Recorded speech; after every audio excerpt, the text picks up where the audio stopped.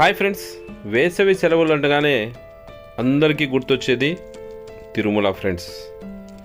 So తిరుమలలోని శ్రీ వెంకటేశ్వర స్వామిని దర్శించుకోవడం కోసం అందరూ కూడా ప్రయత్నం చేస్తూ ఉంటారు ఫ్రెండ్స్. అయితే దేశ నలుమూలల నుంచి ఈ తిరుమలకి యాత్రికులు వస్తూ ఉంటారు ఫ్రెండ్స్. అయితే గత కొద్ది రోజులుగా తిరుమలలో రద్దీ చాలా తీవ్రంగా పెరిగిపోయింది ఫ్రెండ్స్.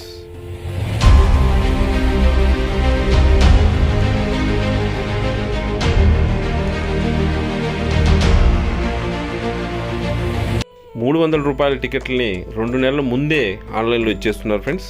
సో వాటి టికెట్లు ఉండే వాళ్ళ పరిస్థితి పర్వాలేదు, కానీ టికెట్స్ లేని వారి పరిస్థితి ఇలా దారుణంగా ఉంది ఫ్రెండ్స్.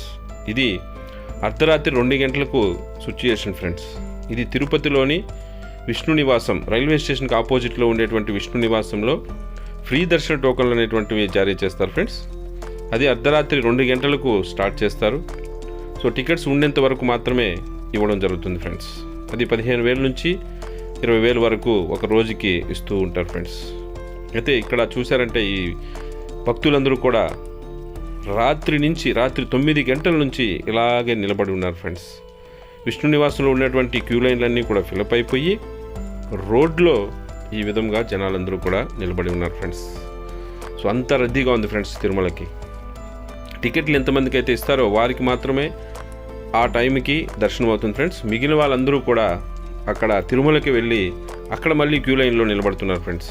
సో వారికి ఎప్పుడైతే అవకాశం వస్తుందో అప్పుడు మాత్రమే దర్శనానికి పంపిస్తున్నారు ఫ్రెండ్స్. కొంతమందికి 24 గంటలు, కొంతమందికి 36 గంటల టైం కూడా పడుతుంది ఫ్రెండ్స్. అయితే ఇవన్నింటినీ గమనించినటువంటి టీటీడీ విఐపి దర్శనాలను కూడా రద్దు చేసింది ఫ్రెండ్స్. అయినప్పటికీ ఈ రద్దీ తగ్గట్లేదు ఫ్రెండ్స్.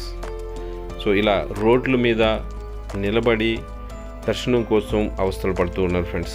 పిల్లా పాపలను తీసుకొని ఈ ఎండలో చాలా అవస్థలు పడుతున్నారు ఫ్రెండ్స్.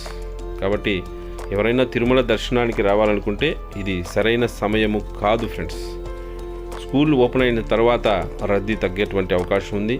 అలా ఎవరైనా ఉంటే జూన్ 2nd వీక్ నుంచి తిరుమలకు వచ్చినట్లయితే ప్రశాంతంగా దర్శనం చేసుకునేటువంటి అవకాశం ఉంటుంది ఫ్రెండ్స్.